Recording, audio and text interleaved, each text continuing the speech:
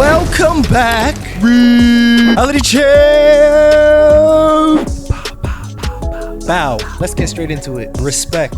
That's the topic. Respect. Let me just get your opinion on this. You can go a lot of different places with it, but I feel like it's a lot of people, not even excluding myself, but it's a lot of people who I feel like in culture, they think that two things cannot be true at the same time.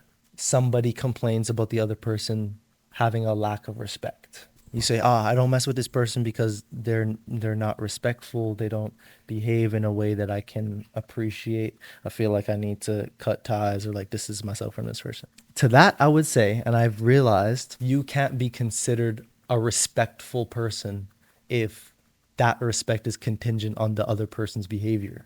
You know what I'm trying to say? Because then you're just moving with the motions. That's just you reacting off of other people. That you're not a respectful person if it depends on other things. You know what I'm trying to say? You also have a responsibility to be and behave in a manner that is respectable. Right.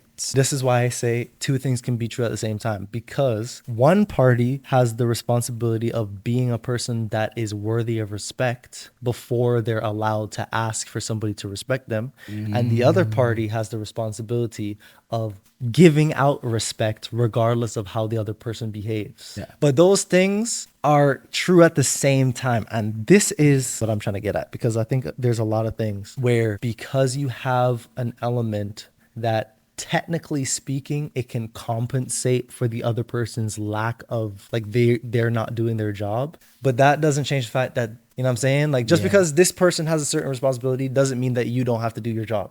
You know what I mean? Yeah.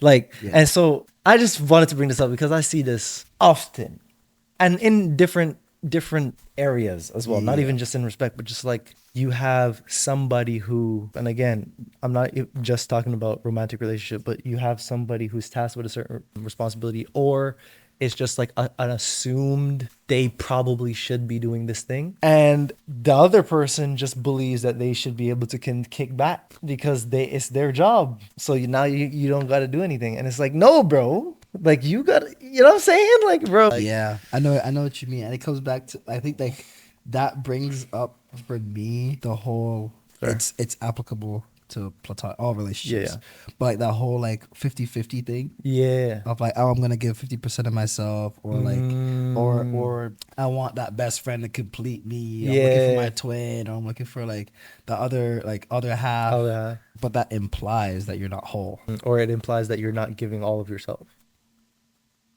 And I've been guilty of this too. Like, I've been guilty of like holding back myself for various reasons, whether it be like I don't feel like this group or person can handle all of me.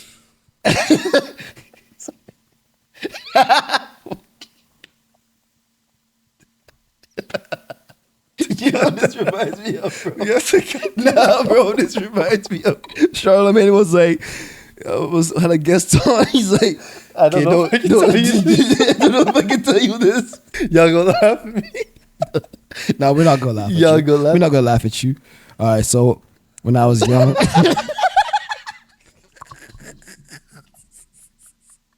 bro was banging. Bro was so That's mad. Horrible. He was hurt. That's horrible. That's horrible. Anyways, so one side of it is just like I kind of gauge maybe that this person or group can't handle all of me, or like maybe I just don't want them to have to try to handle all of me. That, you know what I'm saying? And then the other side, it's like, you ever get into those conversations where it's like, you know, the other person is a certain type of way, and by a certain type of way I mean like they're not being genuine in the conversation. So it could be like a small talk type of situation, and it just is like just that. Like, there's no depth to it. There's no depth, which is fine for, especially if it's like a small talk kind of conversation. That's fine. That's fine. But like the genuineness to have that conversation isn't there. Like, they don't really want to be present, but they're just they're just saying they're just like they're just present. Yeah, bro. They're just I don't like that. I don't like that. In those situations, I find it like my energy will shift to like being what they are. Oh. In the sense of like, and I've been catching it, and I've just been trying to like, how do I navigate that? Because I don't want to also be ingenuous. Because you gotta be in like petty, low key, like, well, not petty, but like, it's like, all right, so you don't really want to be here, so I'm not gonna want to. Yeah, like, or, you know, I'll listen to the contents of the conversation and like respond and whatnot. But I think I give it I give them the respect and also the benefit of the doubt that maybe I'm just reading the situation wrong. Sure. And I try to like have that conversation with as best that I can, knowing that like I don't feel like I'm receiving the most genuine parts of this individual right now, but I can still like have a civil conversation with them. They're not gonna know my whole life in that moment, but it's just like, you know what I mean? Yeah. But then it brings me to this thought: which parts of ourselves are we allowed not to share? See, because that's a very good question, because I feel like there's certain parts of you that you should not share unless it's a very, very intimate relationship.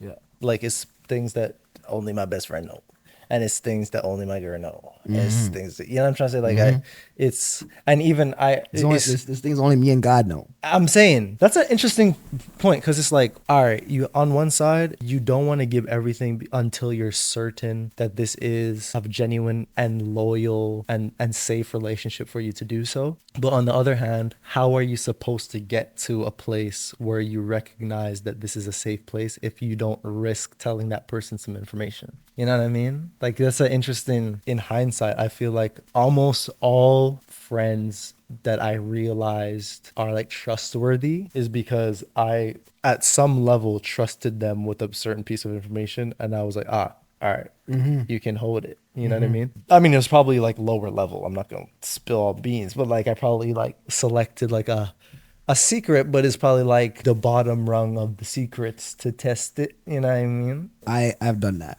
I've tested people. You tested? I've tested people.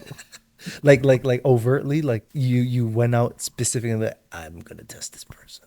Well, Let's see what they I'll be like, at first I would get hurt by people, and then it became okay. Now I have to be aware of who I allow to hurt me. You know what I'm saying? And so with that, I've like been more particular about who or what information I share, and so like that, and I'm still learning, but it's for the type of person that I am, and just knowing me, I'm a sharer. So it's like if I really trust you and I'm vulnerable, I feel vulnerable and safe with you. It's like there's just things about myself that like you just get to know, and I feel like that's with everybody, right? But then there's like the other things that I consciously choose to tell somebody, which is like nobody's gonna know even if you're hanging out with me for like forever. And I feel like that kind of thing it takes time. Yeah. And I've definitely like had moments where I'm like, dang, I'm glad I tested it.